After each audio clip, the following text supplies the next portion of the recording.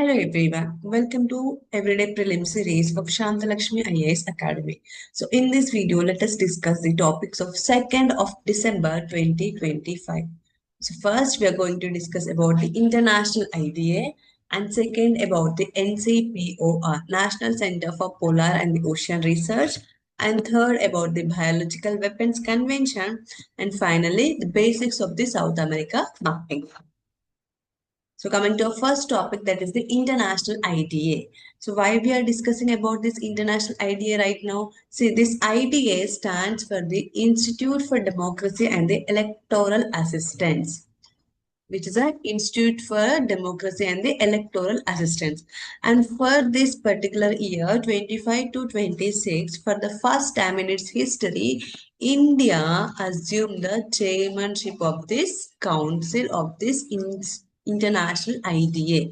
And tomorrow, that is of December 3rd, 2025, our Chief Election Commissioner, Sri Ganesh Kumar, is going to assume the chair of this International IDA at the Stockholm, Sweden on behalf of India.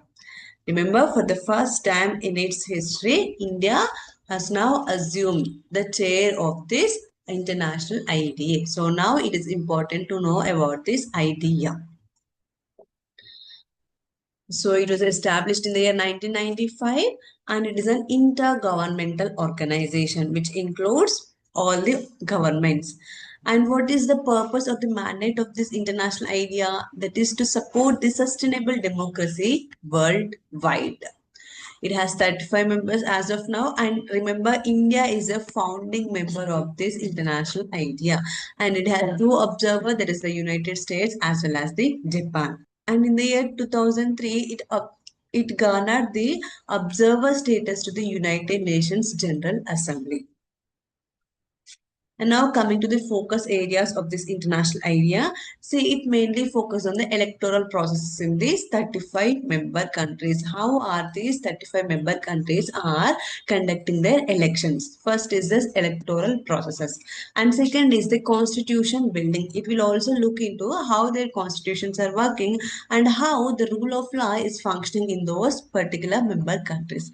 And next is the democracy assessment. It will also assess the democratic values, how the member nations, these 35 member nations are manifesting these democratic principles in their nations.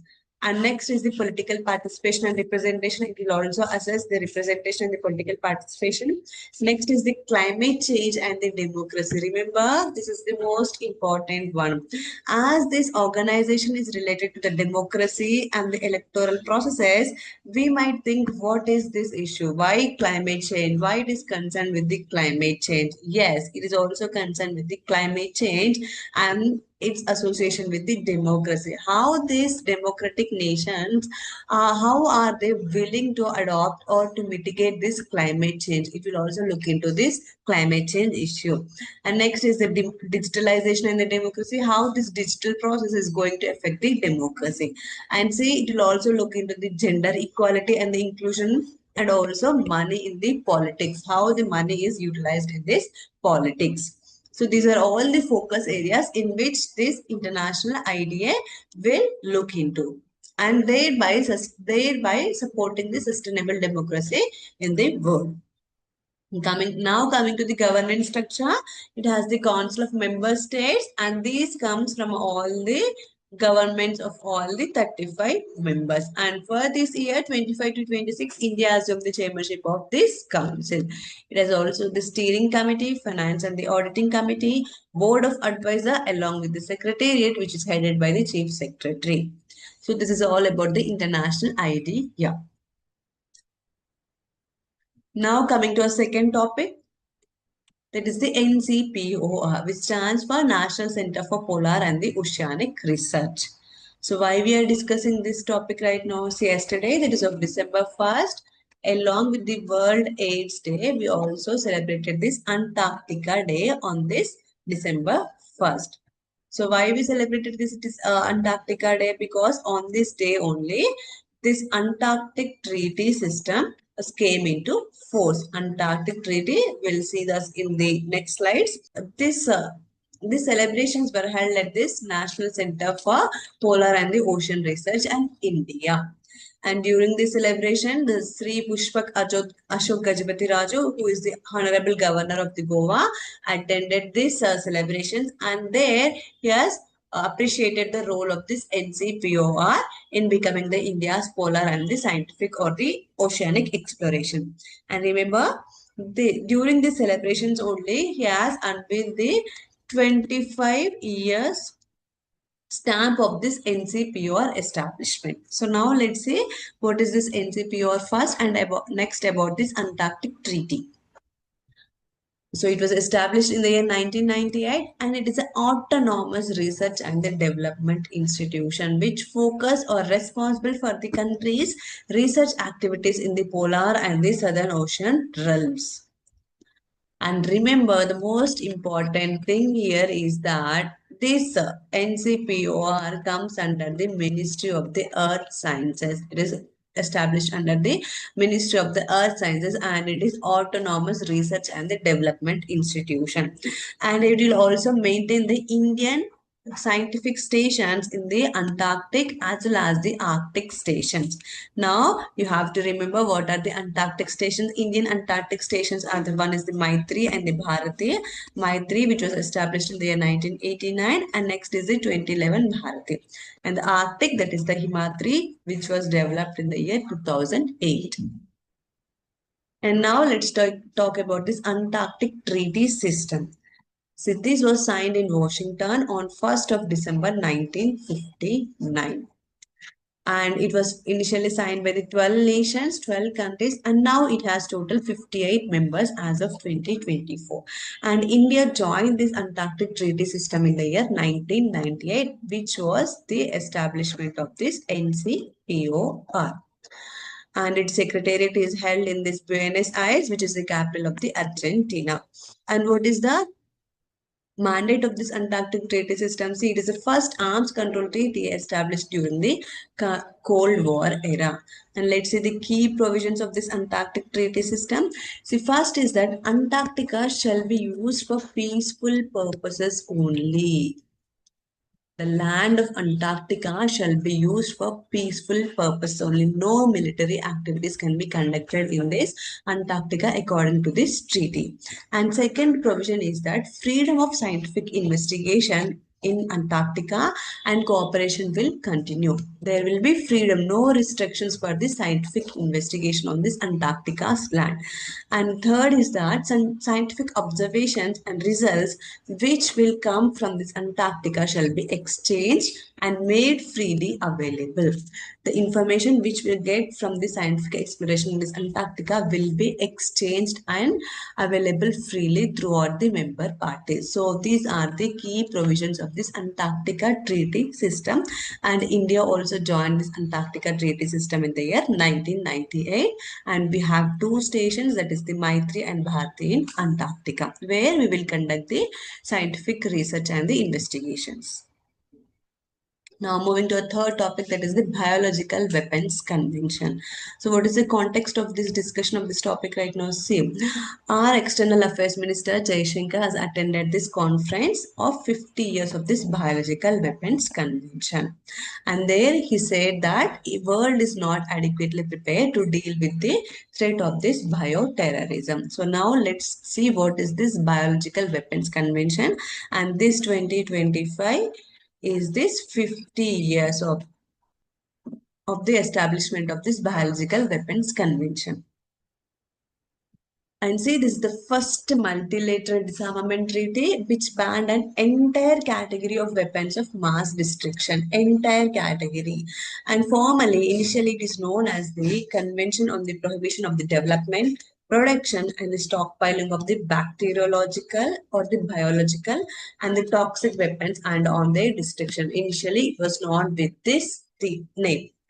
And this Biological Weapons Convention supplements the 1925 Geneva Protocol, which prohibited only the use of the biological weapons. See, first time this Biological Weapons Convention entire category, ban the entire category of weapons using, stockpiling and transfer.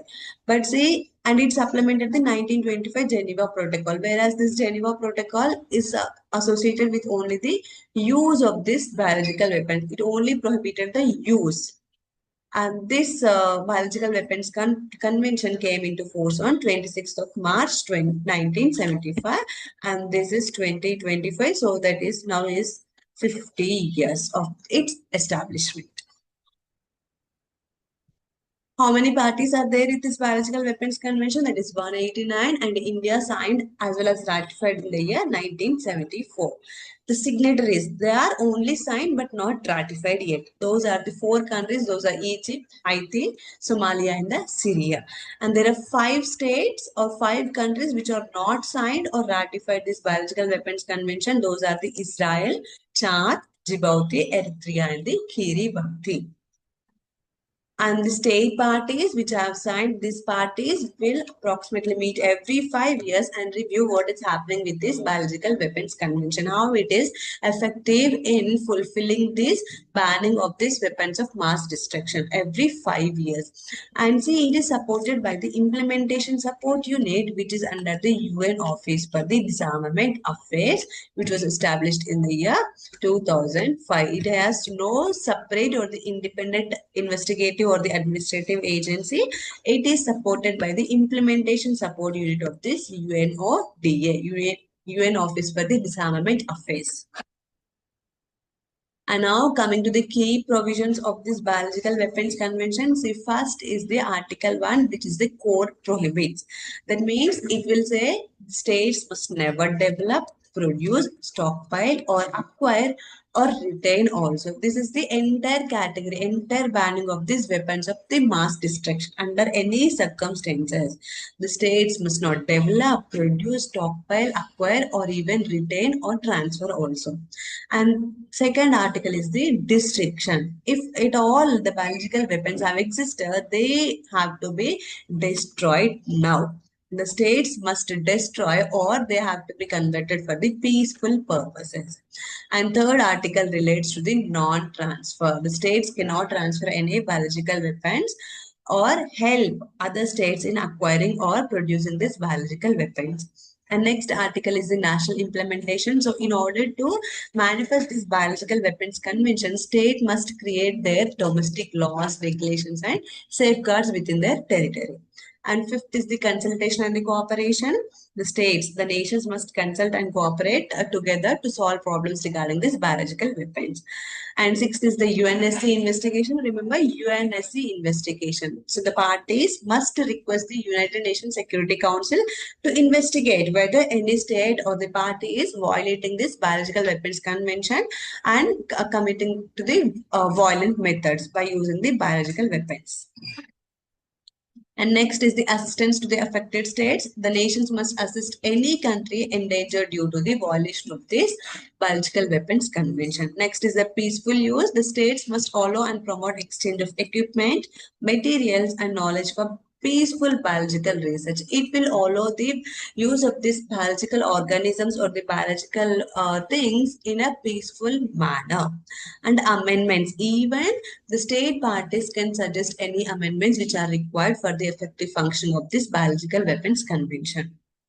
And next is the conferences. As we already said, the state parties will review every 5 years in Geneva to assess the functioning of this convention.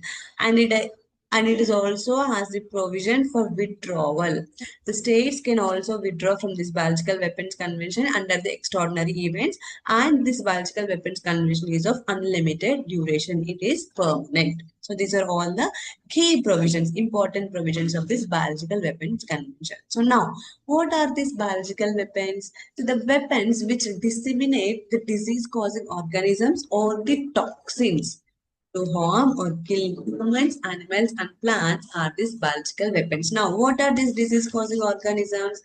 That may include the bacteria, virus, fungi, plants, or its rickettsias also. And now, what are the toxins? The toxins are the poisons derived from the animals, plants, or the microorganisms, or the toxins even synthesized, produced synthetically also. So, this is the definition of this biological weapons given under this Biological Weapons Convention. Remember, 2025 is the 50 years of this Biological Weapons Convention. So remember this Biological Weapons Convention, which have the highest possibility to come in the next prelims examination. And now coming to a final topic, that is South America. Yesterday we discussed the basic details, the borders of the South America and the facts. It is the fourth largest continent in area and fifth largest continent in population. Now let's see what are the countries that pass through the equator. See, the Southern American countries which pass through the equator are three. Those are the Ecuador, Colombia, and the Brazil. Here it is Ecuador, Colombia, and Brazil. And the capital closest to the equator also lies in this South America only, that is the Quito, which is the capital of Ecuador.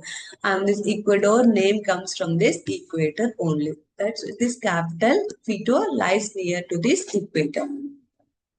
The South American countries which pass through the Tropic of Capricorn are four. That is the Argentina, Brazil, Chile, and the Paraguay. Here you can see this Chile, Argentina, Paraguay, and the Brazil. Here it is the Tropic of Capricorn. And if you observe here, one country is lying both on equator and the Paraguay. What is that country? That is the Brazil. Here you can see Brazil lying on the equator as well as on the Tropic of Capricorn. In the next coming days, we will deal with all other countries individually and all other details of the South America. That's all for today. Thank you.